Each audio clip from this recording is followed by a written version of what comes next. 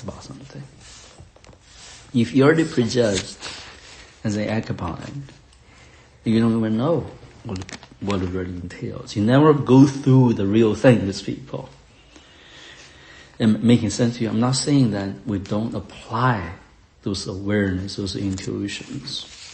Hey, but people also be very careful with what kind of mind you have.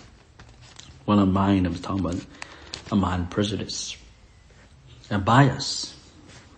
That's, Jesus don't use a word like that, modern word. We're talking about the mind of the Pharisees, the mind of religious people, right? So basically they have their bias, beginners. I like the word called the blind spots. Now blind spot can only be formed by an eye was not able to see. Now interesting enough, I have this word picture right now. What the real blind spot is. You can think about our eyes, can see all around, and all around. I think you have the vision like that. Our eye can see everywhere, all around. We need to recover that vision a little bit. But even you can see under the ocean somewhere, or in the sea, in the atmosphere of the earth. You see all around. You would think, wow, surely there's no blind spot for you. There's nothing missing your observation point, right? You see everything. You can tell others how to see. How to use your eyes to see everywhere. And then device. But imagine you confined in this sphere, which is called the earth sphere. You'll never get out of it. And someone is zooming in from a telescope, from moon, from outer space, basically. And said, well, you think you see? You think you see it at all? You don't really see. You have no idea the realm you are is very confined. Your perspective is very limited. Now that eye will not, if he don't understand the distant eye, right? So eye kind of looking from a distance. We said, what are you talking about? In my sphere, in my peripheral, I see everything. I study everything. I thought everything. I think I've been talking to you about importance to practice withdrawal.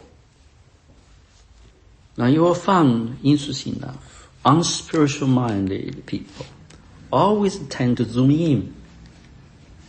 When they know something, they're always going to zoom in, try to cling on something where we're narrow, where we're simple, Am I making sense? Like a child go to a food market. You buy all the things. The chef will say, what kind of meal, what kind of restaurant can open, right? Stuff like that. A child will find, I just wanted that peach. I selected all the peaches. This is the best peach spot you got. Sure, Dad, this is the best peach. Do something with the peach.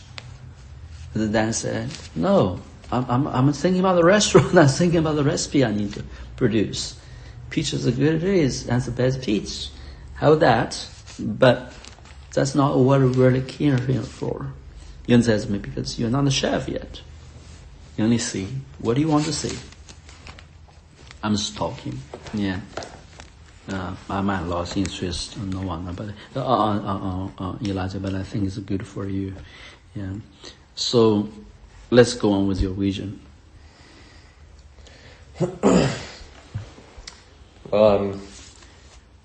My vision at first it seemed like a pretty like a bad vision, but it ended in a positive note. Yeah. Mm-hmm. So I saw, really based on a lot of things you were discussing a little earlier, I saw a snake that was coming forth, and I saw that at first it was cut down the middle, so like right on top of its head where it was split in two. You saw it before, I remember. Yes. Mm-hmm. But I saw that it was split in two, and then it turned into two snakes. So it was multiplied almost by this first attempt to kill it. Yeah. And then it happened once more, but this time horizontally instead of vertically against the two snakes, so that they'd both be split in half this way. So split in half again.